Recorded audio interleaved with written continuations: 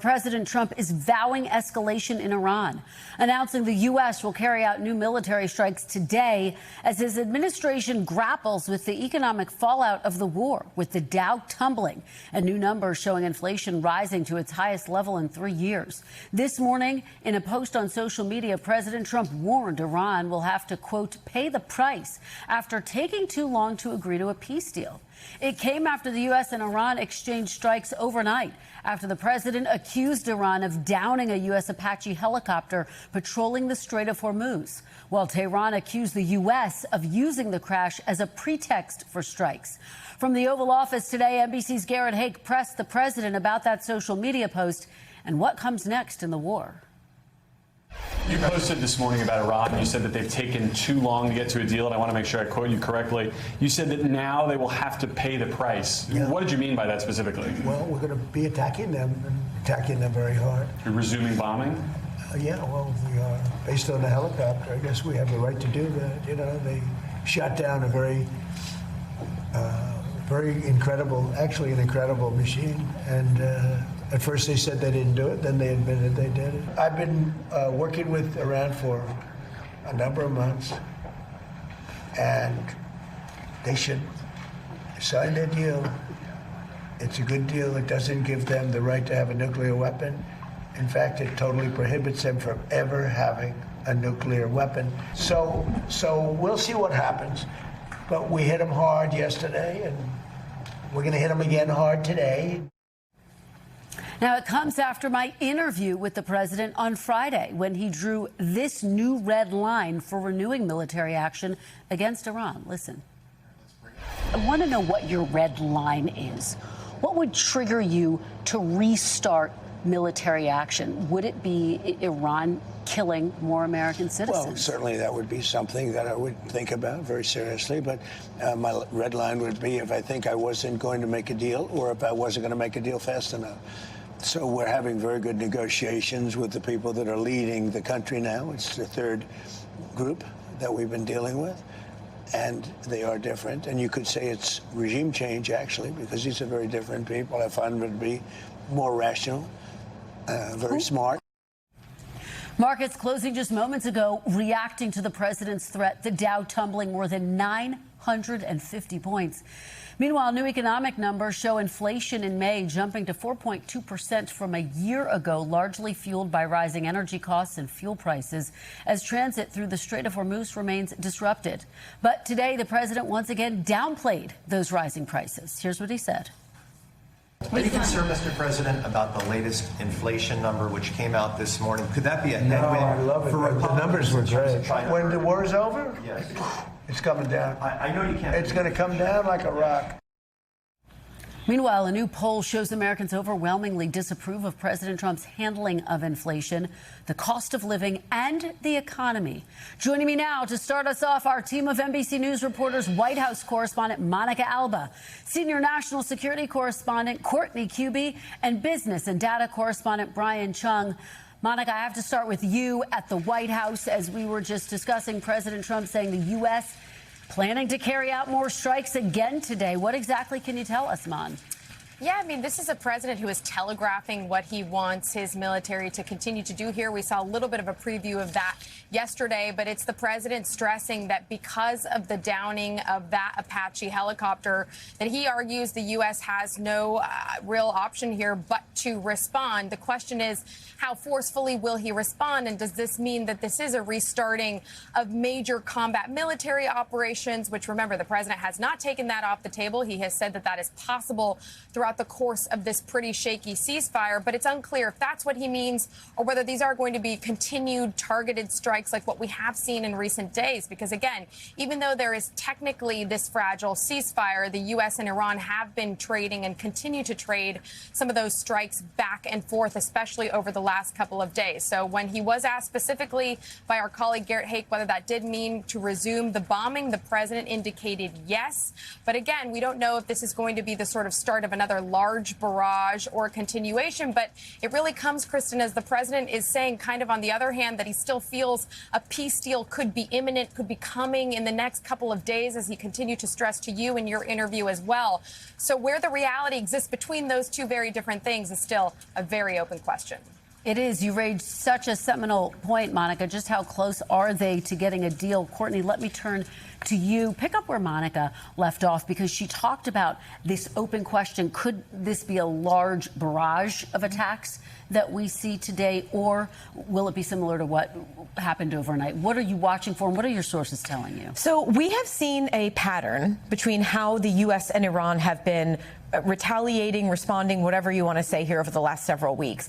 The U.S. has been taking strikes primarily along the Strait of Hormuz and even inside the Strait of Hormuz on an island, Keshem Island in there. They hit the coastal radar sites, air defense systems. They hit the kinds of locations where the Iranians may be firing off drones or in some cases surface-to-air missiles to try to stop them from doing so in the future. That's how they justify these as self-defense strikes. So I would suspect that would be the same kind of thing that we would see going forward. But you know, we don't know. We don't have any real specificity that we can say on that right now. I would suspect that, though. Iran has been firing back, launching out at U.S. allies in the region, and specifically trying to target U.S. personnel on bases, whether it's U.S. bases or even bases that are owned by the host country where U.S. personnel are sometimes housed. The majority of those have been shot down, though. I think a lot of people are wondering, Courtney, what we are witnessing, what happened overnight.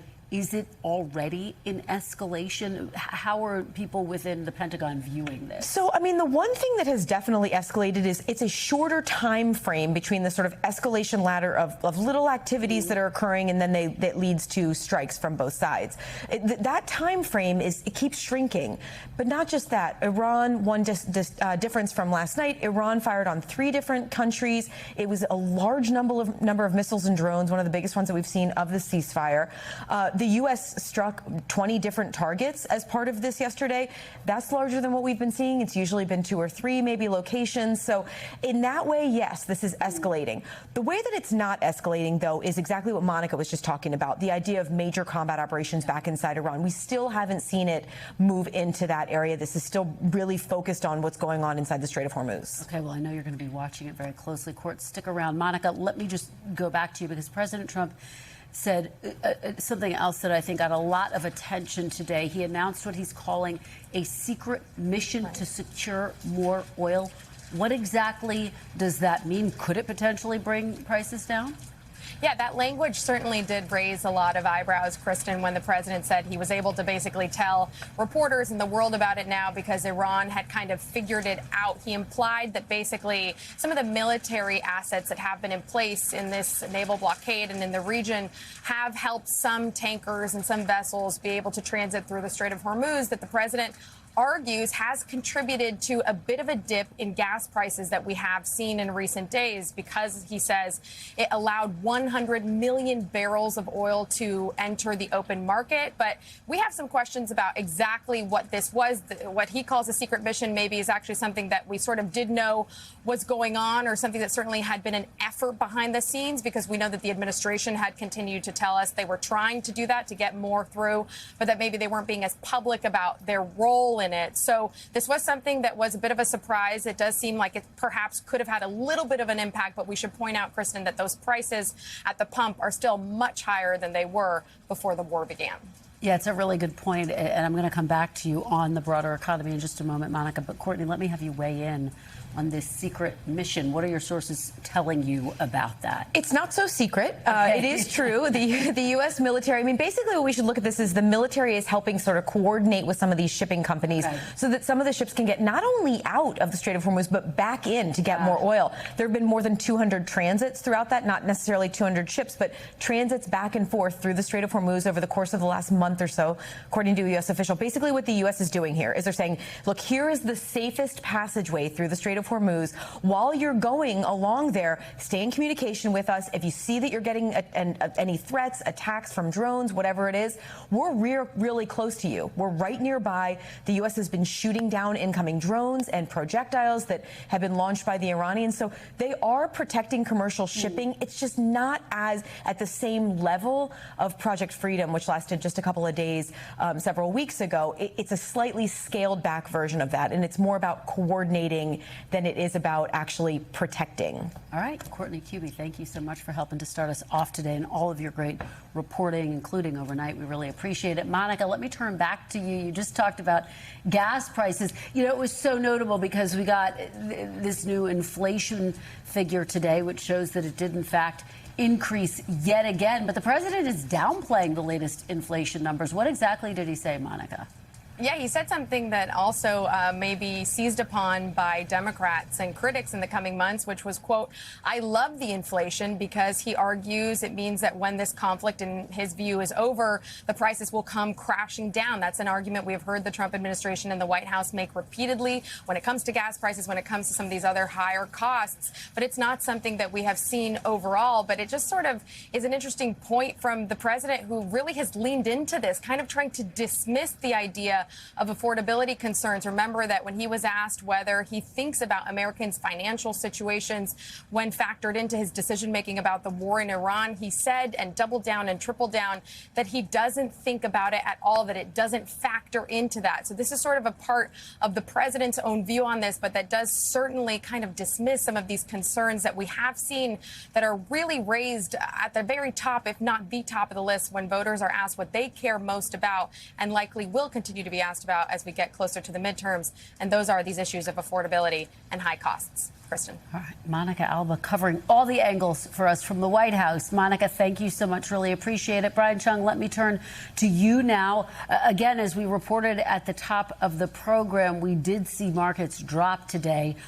Give us your insight into why that is happening and the latest inflation report. Yeah, Kristen, as you can see on that screen, the market's ending the day down 1.5%, 2% in some cases. Some of that is the malaise on tech stocks. A lot of that is the Iran war developments, but also this inflation report, which showed prices rising by 4.2% between May of this year and May of last year. Not only is that higher than the 3.8% read we saw in April, but it's also the highest number that we've seen on this print since April of 2023, over 3 years ago. Now, I think this is the more worrying thing that's certainly going to make that affordability problem that Monica just talked about even worse, and that is negative real wage growth. Again, this is basically a measure of adjusting your income for inflation, because inflation is now in its second consecutive month of being higher than the rate of wage increases. That means that Americans are likely having to tap into their savings because the price tags at the store are rising at a faster pace than your actual income. And a lot of that is, of course, because of higher energy costs. Gas prices well above $4 a gallon. It was sub $3 a gallon before this war began. But again, up 23% compared to a year ago. Food costs are also up over 3%. So these are all things that are weighing on Americans and also going to weigh likely on the Federal Reserve, where their expectation is that they're not going to cut interest rates or move interest rates in their next meeting next week. But later on down the year, you now have markets pricing in a good chance they could hike interest rates. That would be certainly unwelcome news to the president. So let me follow up with you on that point, because I asked President Trump about that specifically. Is he concerned that they could, in fact, hike interest rates? He was very clear he was not a fan of that. Walk me through what the Fed is grappling with right now. And again, as you say, they're going to meet next week. Yeah, and Kevin Warsh is going to be in between the rock of this economy and the hard place that is the president, obviously calling for lower interest rates, as he told you in that interview over the weekend. Now, again, what the Fed is going to be really focused on is right here, this particular chart on real wage growth. This is a major red flag for the economy. You do not want inflation eroding at your income. For that reason, generally, when you see this type of dynamic and inflation going up, the Federal Reserve will respond by hiking interest rates. Again, that is exactly the opposite of what the president wants. He has said and reiterated in your interview that he will be independent in terms of allowing Federal Reserve Chair Kevin Warsh to do his thing. His first meeting is going to be next week. How does the incoming Fed chair thread that needle? I think what was also interesting, the president told you he's living with Kevin. So it does seem like he's willing to let him do his own thing. But what types of Truth Social posts could we see if the Fed chair does not lower interest rates, but even later on down the line hikes them? We'll have to see. Yeah, I think that is the key question. Brian Cheung, thank you so much for joining us. Really appreciate it. We thank you for watching. And remember, stay updated on breaking news and top stories on the NBC News app or watch live on our YouTube channel.